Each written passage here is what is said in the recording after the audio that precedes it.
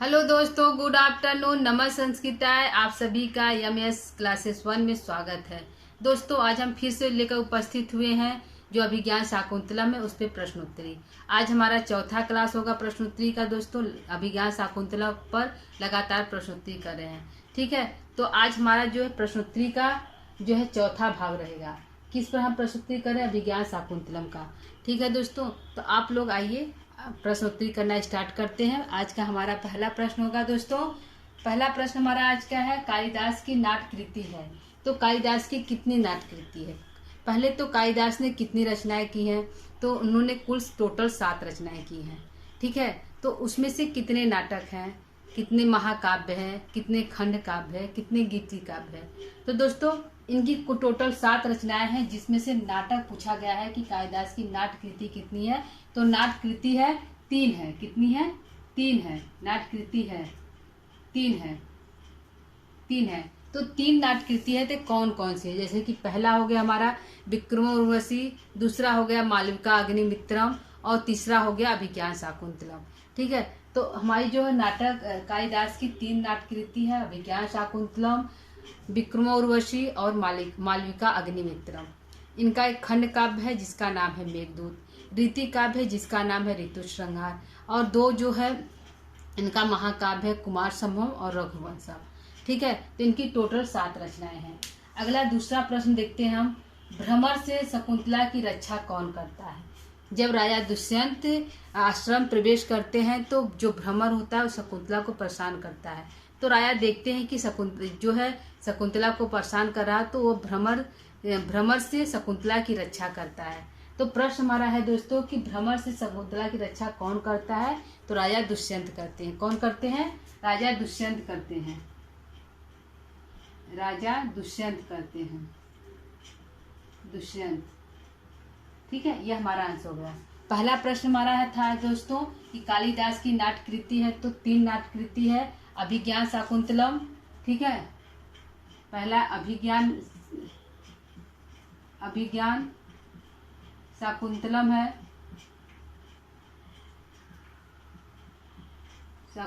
है। दूसरा है विक्रमोर्वशी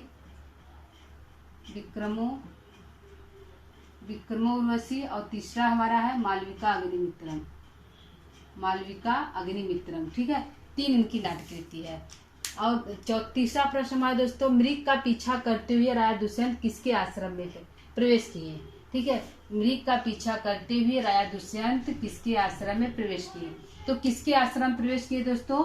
तो मृग का पीछा करते हुए राजा दुष्यंत जो है ऋषि कण्व के आश्रम प्रवेश किए। किसके आश्रम में? ऋषि कण्व के आश्रम में प्रवेश किए। ऋषि कण्व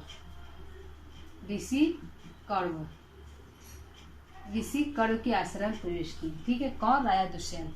अगला हमारा प्रश्न है, चौथा प्रश्न देखते हैं दोस्तों। कण्व। चौथा प्रश्न हमारा है कि शकुंतला पति के चिंतन में कहाँ बैठी थी? जब दुर्वासा ऋषि प्रवेश करते हैं आश्रम में, उस समय शकुंतला जो पति के चिंतन में खोई रहती है, वह जो है दुर्वासा ऋषि की जो है बातों को नहीं सुन पाती है। तो वह कहाँ पर बैठी हुई थी? प्रश्न हमारा है कि शकुंतला पति के चिंतन में कहाँ बैठी हुई थी? बैठी तो चिंतन में थी, लेकिन किस स्थान बैठी हुई थी?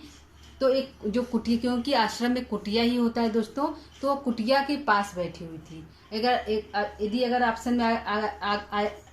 ऑप्शन में आया कि पेड़ के पास बैठी थी, नदी के तालाब के पास बैठी थी, या फिर कुटिया के पास बैठी थी, कहाँ बैठी थी? तो आंसर हमारा होगा दोस्तों कुटिया के पास बैठी थी। कहाँ? कुटिया के पास बैठी थी।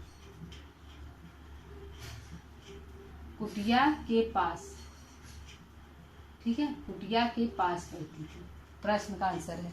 ठीक है, अगला प्रश्न देखते हैं, 5वां। अर्थो ही कन्या परकी एव। यह जो उक्ति है अर्थो ही कन्या परकी एव, किसने कहा है? यह उक्ति जो है किसने कहा है, किसके द्वारा कहा गया है? या फिर पूछ लिया कि यह उक्ति कहाँ पे आई है, किस ग्रंथ में आई है? तो ग्रंथ जो है अभिज्ञान शाकुंतलम है। और किसने कहा है? या फिर पूछ लिया कि यह जो उक्ति है यह युक्ति किस कवि द्वारा कही गई है? तो कालिदास द्वारा कही गई है। और किस ग्रंथ में है? तो अभिज्ञान शाकुंतलम है। और किसके द्वारा कही गई है? तो दोस्तों आंसर हमारा होगा ऋषि कण्व द्वारा कही गई है। किसके? ऋषि कण्व द्वारा। ऋषि कर्ण द्वारा कही गई है। ठीक, छठवां प्रश्न लेते हैं। नाटकों में भरत वाक्य का प्रयोग होता है। जो नाटक होता है दोस्तों, सबसे पहले नाटक हमारा होता है तो उसके प्रारंभ में जो है नांदी पाठ होता है, उसी को हम मंगलाचरण कहते हैं। और जब नाटक का अंत हो जाता है तो सुंदर जो भरत वाक्य होते हैं उसको कहे जाते हैं। तो प्रश्न हमारा है कि नाटक के अंत में, नाटकों में भरत वाक्य का प्रयोग होता है तो कब होता है? पहले होता है कि अंत में होता है कि मध्य में होता है, कब होता है? तो जो भरत वाक्य होता है दोस्तों हमेशा अंत में होता है। कहाँ पे होता है? हमेशा अंत में होता है, नाटक के अंत में होता है। भरत वाक्य का प्रयोग कब होता? भरत वाक्य का प्रयोग होता है तो अंत में। ठीक है दोस्तों, यह प्रश्न पूछा गया है कहीं पे कि कहाँ पे होता है, तो अंत में होता है। ठीक है, अगला प्रश्न 7वां लेते हैं। अभिनेता जहाँ वेशभूषा धारण करते हैं उसे क्या कहते हैं? जब नाटक होता है दोस्तों तो जो नायक नायिका या कोई भी अदर पात्र होते हैं तो उनको यदि वस्त्र धारण करना पड़ता है तो कहाँ पे करते हैं? क्योंकि जो नाटक होता है रंगमंच पे किया जाता है, तो उस रंगमंच पे किया जाता है, उस समय यदि वस्त्र धारण करना हुआ, वस्त्र को चेंज करना पड़ा तो वो कहाँ पे करते हैं? तो पूछा गया कि अभिनेता जहाँ वेशभूषा धारण करते हैं उसे क्या कहते हैं? तो नेपथ्य कहते हैं। क्या कहते हैं दोस्तों? नेपथ्य कहते हैं।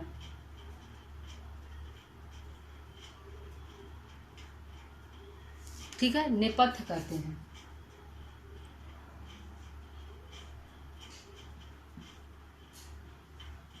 नेपथ्य कहते हैं। ठीक है, क्या कहते हैं? नेपथ्य कहते हैं। अगला प्रश्न है, नाट्य शास्त्र में नांदी से अभिप्राय है। नांदी से क्या अभिप्राय है? नांदी का अदर नाम क्या है? मतलब नांदी को दूसरे किस नाम से पुकारते हैं? तो नांदी को हमेशा मंगलाचरण के नाम से, नांदी को मंगलाचरण भी कहा जाता है और नांदी भी कहा जाता है। यह जो है नाटक के प्रारंभ में ही होता है। कब होता है? प्रारंभ में ही नाटक के होता है नंदी पाठ। ठीक है, तो मंगलाचरण कहते हैं। क्या कहते हैं?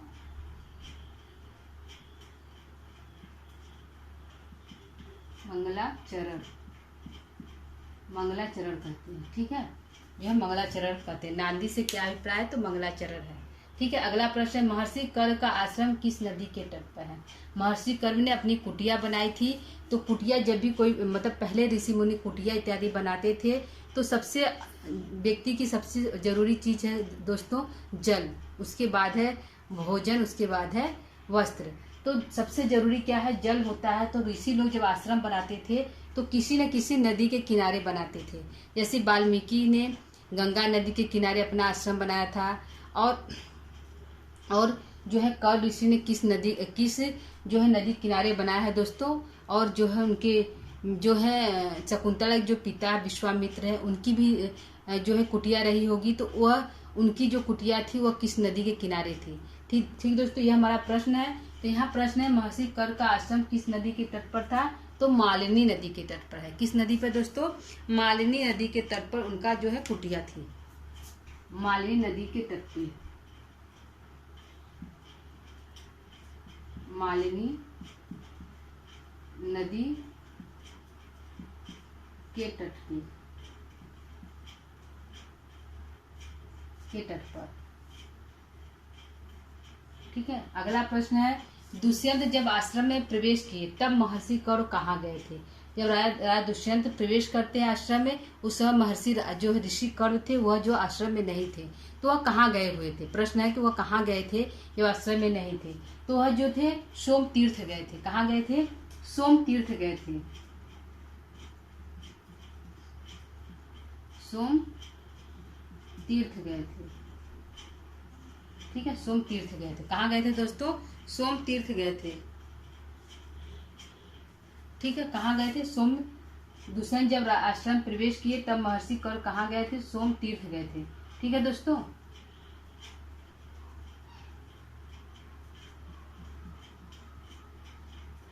ठीक। अगला प्रश्न है, महर्षि विश्वामित्र का आश्रम किस नदी के किनारे है? यहाँ पे है कर्ण ऋषि का आश्रम किस नदी के किनारे है? तो हमारा हो गया मालिनी नदी के तट पर। यहाँ पे है कि जो है विश्वामित्र का आश्रम किस नदी के तट पे है? तो है उनका जो आश्रम है गौतमी नदी के तट पर है। किस नदी के तट पर है दोस्तों? गौतमी नदी के तट पे है। गौतमी नदी के तट पे है, तट पर। ठीक है दोस्तों, यह हमारा टोटल 11 प्रश्न है। तो इसको, इस प्रश्न को हम फिर से रिपीट एक बार देख लेते हैं, फिर इसको हम डिलीट करके फिर हम 10 प्रश्न को और देखेंगे। ठीक है, तो पहला प्रश्न है, कालिदास की नाट्यकृति है, 3 नाट्यकृति, अभिज्ञान शाकुंतलम, विक्रमोर्वशी, मालविकाग्निमित्र। और दूसरा है, भ्रमर से शकुंतला की रक्षा कौन करता है? तो राजा दुष्यंत करते हैं।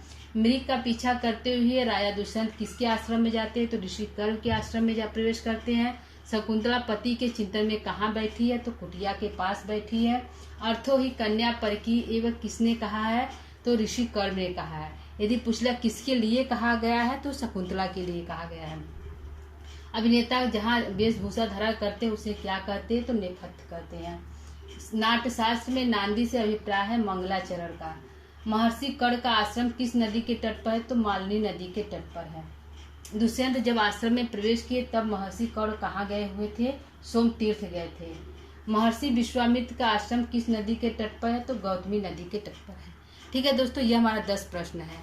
ठीक है, आप इसको पढ़ सकते हैं अच्छे से।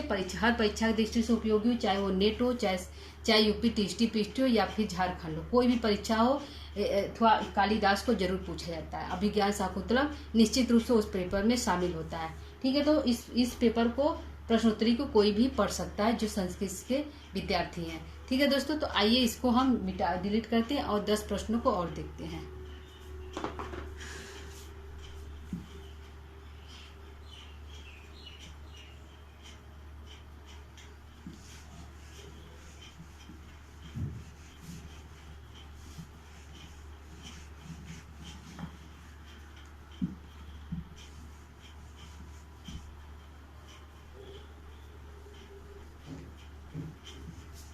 अगला हमारा प्रश्न होगा दोस्तों, जो 11वां क्या है, 12वां प्रश्न होगा, क्योंकि 11 तक हम किए हैं। तो 12वां प्रश्न को हम देखते हैं। ठीक है, 12वां प्रश्न क्या होगा अगला?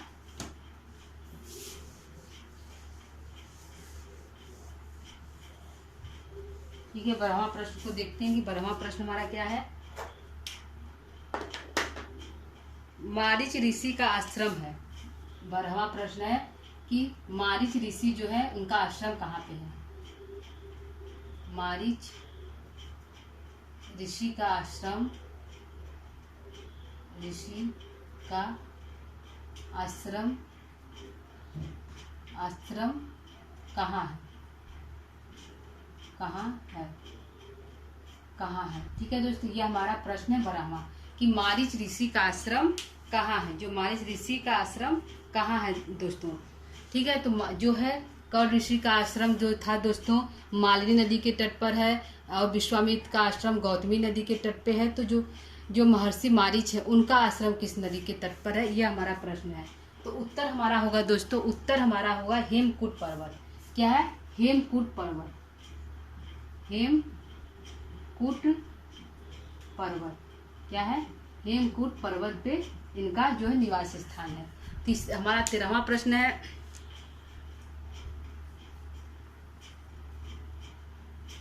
तेरहवां प्रश्न हमारा है दोस्तों, 13वां हमारा प्रश्न है,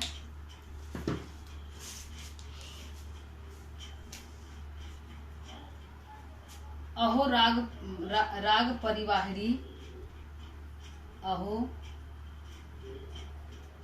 राग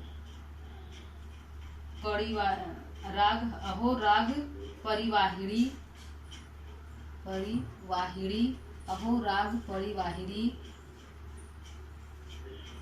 अहो राग परिवाहिनी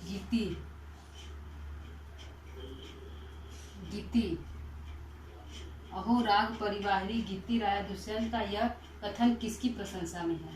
राजा दुष्यंत का यह कथन किसकी प्रशंसा में है? राजा दुष्यंत का यह कथन किसके लिए है? किसके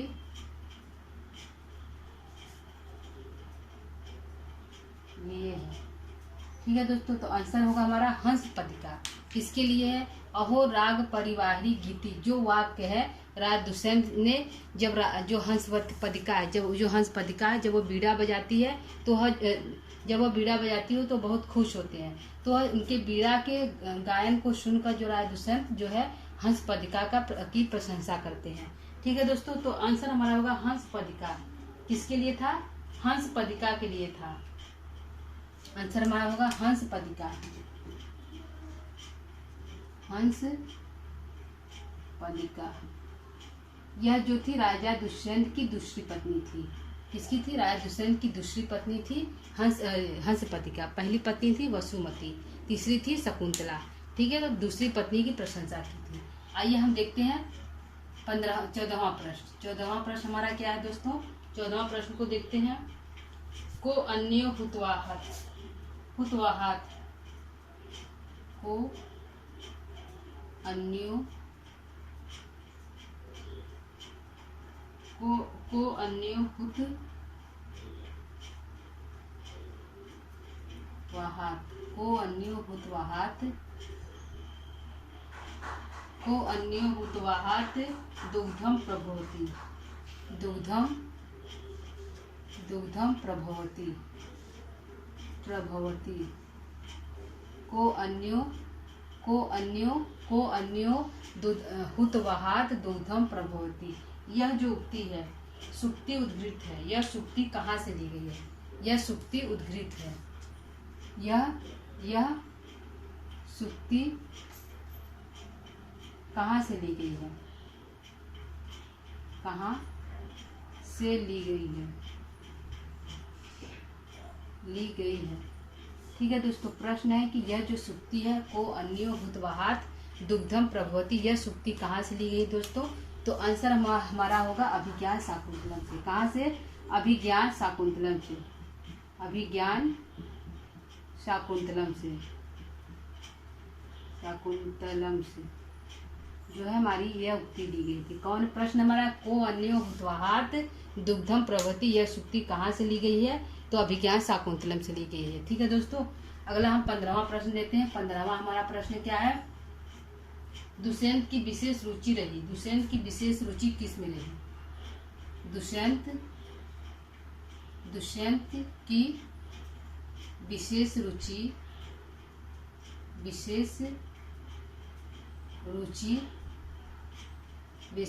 रुचि कहाँ रही? कहाँ रही? जो है कहा प्रश्न हमारा दोस्तों कि जो राजा दुष्यंत थे उनकी विशेष रुचि किस में थी? किस वस्तु में थी? तो या तो जो है जुआ इत्यादि खेलते थे या शिकार करते थे, तो शिकार किस जानवर करते थे दोस्तों? तो ऐसा प्रश्न है। तो प्रश्न हमारा दुष्यंत की विशेष रुचि किस में कहाँ रही? तो मृगया में रही। कहाँ रही? क्योंकि मृग का पीछा कर रहे थे राजा दुष्यंत, तो मृगया में रही। क्या रही? मृगया में रही। मृगया में। ठीक है, मृगया में जो है दुष्यंत की विशेष रुचि थी। अगला हमारा प्रश्न है 16वां हमारा प्रश्न है। 16वां हमारा प्रश्न है दोस्तों क्या है? 16वां है अभिज्ञान शाकुंतलम में सर्वाधिक प्रयुक्त छंद है। अभिज्ञान शाकुंतलम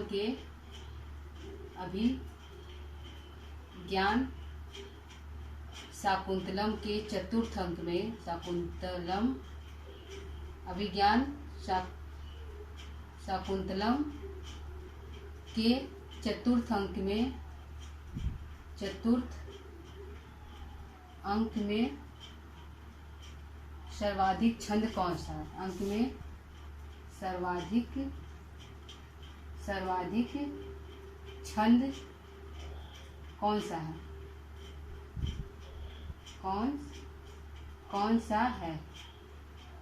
सा है? ठीक है दोस्तों, प्रश्न हमारा है कि जो अभिज्ञान शाकुंतलम के चतुर्थ अंक में सर्वाधिक जो है सर्वाधिक छंद का प्रयोग कौन सा है? सर्वाधिक छंद कौन सा है? ठीक है दोस्तों, तो सर्वाधिक जो छंद प्रयोग किया गया अभिज्ञान शाकुंतलम के चतुर्थ अंक में वह है वसंत तिलका।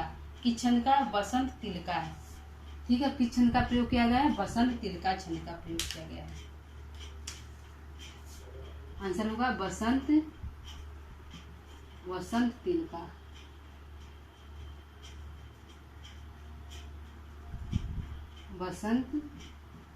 वसंत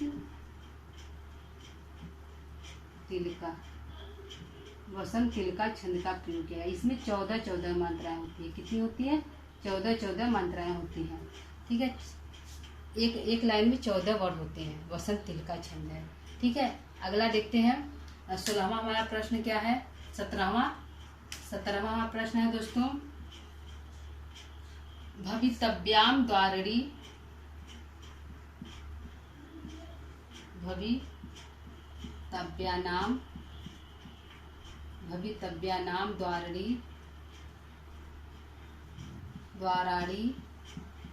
भवितव्यानाम द्वाराणी भवन्ति सर्वत्र।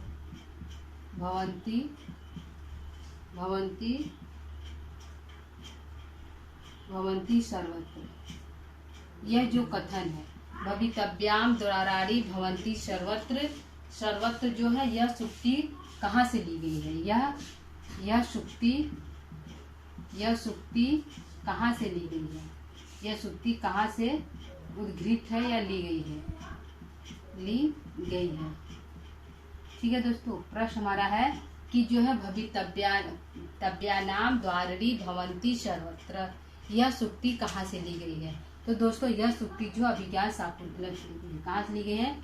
अभिज्ञान शाकुंतलम से ली गई है। अभिज्ञान शाकुंतलम से। कहाँ से? अभिज्ञान शाकुंतलम से। यह सुक्ति अभिज्ञान शाकुंतलम से ली गई है। ठीक है, अगला हमारा प्रश्न है कि 18वां प्रश्न देखते हैं क्या है। 18वां प्रश्न है कि पातुम न, क्या है? पातुम न डैश डैश भरना, यहाँ पर खाली स्थान भरना है।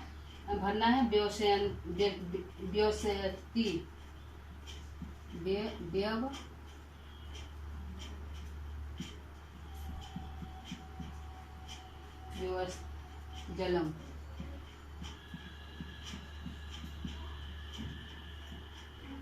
रिक्त स्थान में क्या होगा?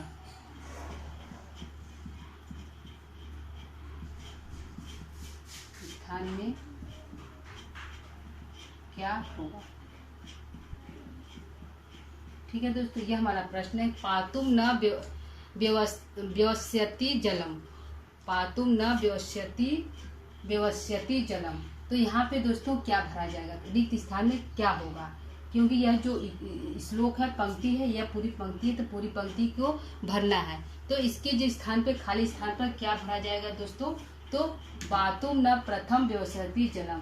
पहले जल पिलाए बिना शकुंतला जो है स्वयं जल नहीं पीती थी। तो यहाँ जो प्रथम क्या होगा? आंसर होगा प्रथम। क्या होगा? प्रथमम।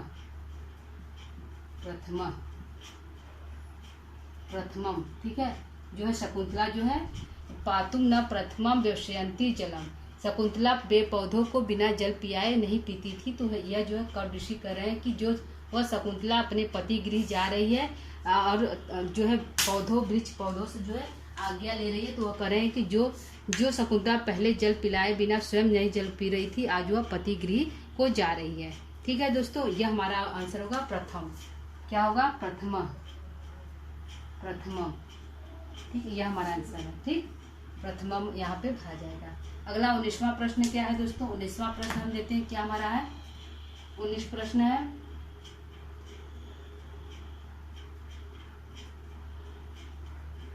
अभिज्ञान शाकुंतलम के पंचम अंक का क्या नाम है? अभिज्ञान शाकुंतलम के पंचम अंक का क्या नाम है? के पंचम अंक का क्या नाम है? क्या नाम है? ठीक है दोस्तों, क्या नाम है? यह हमारा क्या नाम है? ठीक है, यह हमारा प्रश्न है कि अभिज्ञान शाकुंतलम का जो पंचम अंक है उसका क्या नाम है? पंचम अंक का क्या नाम है? तो क्या नाम है दोस्तों पंचम अंक का? तो प्रत्याख्यान नाम है। क्या नाम है? प्रत्याख्यान अंक नाम है।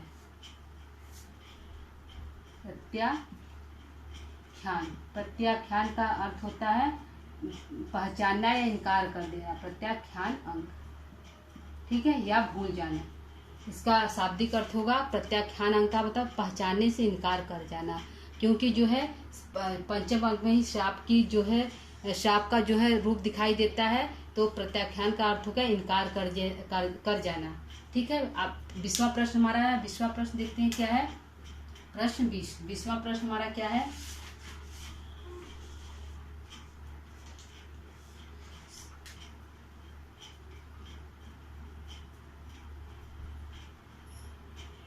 राजा दुष्यंत की तीसरी पत्नी का क्या नाम है। राजा दुष्यंत की तृतीय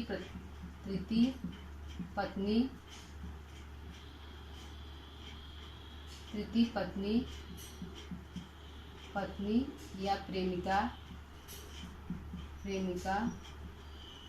का क्या नाम है। ठीक है दोस्तों, ये हमारा प्रश्न है कि तृतीय पत्नी या प्रेमिका का क्या नाम है, किसके, राजा दुष्यंत की। तो इसकी तृतीय पत्नी उनका नाम है शकुंतला। क्या नाम है। शकुंतला नाम है, शकुंतला। ठीक है, पहली पत्नी वसुमती, दूसरी है हंसपदिका और तीसरी है शकुंतला। ठीक है दोस्तों, यह हमारा 20 जो है क्वेश्चन कंप्लीट हो गया। ठीक है, आइए जो प्रश्न उत्तर को फिर एक बार देख लेते हैं। मालिस ऋषि का आश्रम कहाँ है, तो हेमकूट पर्वत पे। दूसरा है अहो राग परिवाहिरी गीति, यह राजा दुष्यंत का यह कथन किसके लिए है, तो हंसपदिका के लिए है। को अन्यो हुतवाहार दुग्धम प्रभवती, यह सुक्ति कहाँ से ली गई है, तो अभिज्ञान शाकुंतलम से ली गई है। दुष्यंत की विशेष रुचि कहाँ रही, तो मृगया में रही, क्योंकि मृगया का ही पीछा करते हुए जो राजा दुष्यंत जो है कर्ण ऋषि के आश्रम में प्रवेश करते हैं। अभिज्ञान शाकुंतलम के चतुर्थ अंक में सर्वाधिक छंद कौन सा है, तो वसंत तिलका छंद का प्रयोग किया गया है। ठीक है, अगला है भवितव्यानाम द्वारिणी भवंती सर्वत्र, यह सुक्ति कहाँ से ली गई है, सुक्ति कहाँ से ली गई है, कहाँ से ली गई है।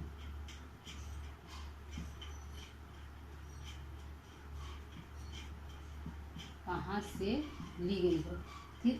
ठीक है दोस्तों, अभिज्ञान शाकुंतलम से। पातुम न प्रथमम व्यवसयंती जलम, पहले जो जल नहीं पीती थी, यह रिक्त स्थान में क्या बनना है दोस्तों, तो प्रथमम बनना है। ठीक है, अगला प्रश्न अभिज्ञान शाकुंतलम के पंचम अंक का क्या नाम है, तो प्रत्याख्यान अंक नाम है। अगला है राजा दुष्यंत की तृतीय पत्नी या प्रेमिका का क्या नाम है, तो शकुंतला नाम है। ठीक है दोस्तों, यह हमारा जो प्रश्नोत्तरी का चौथा भाग है दोस्तों। आज जो प्रश्नोत्तरी को आज हमारा समाप्त हो गया। कल हम जो इसकी सुक्तियों को लेकर उपस्थित होंगे। ठीक है दोस्तों, तो आज की क्लास जो है प्रस्तुति का हमारा कैसा लगा, क्लास को यहीं पर हम समाप्त करेंगे दोस्तों। यदि आपको अच्छा लगा तो आप इसको पढ़ के अपने यूज में ला सकते हैं। ठीक है दोस्तों, हम आप लोग के लिए इसको लेकर आए हैं कि यदि आपको ज़रूरत है तो आप इसको पढ़ सकते हैं, देख सकते हैं, आपके लिए उपयोगी है। ठीक है दोस्तों, तो जो क्लास को यहीं पर विराम देंगे, तब तक के लिए नमः संस्कृताय।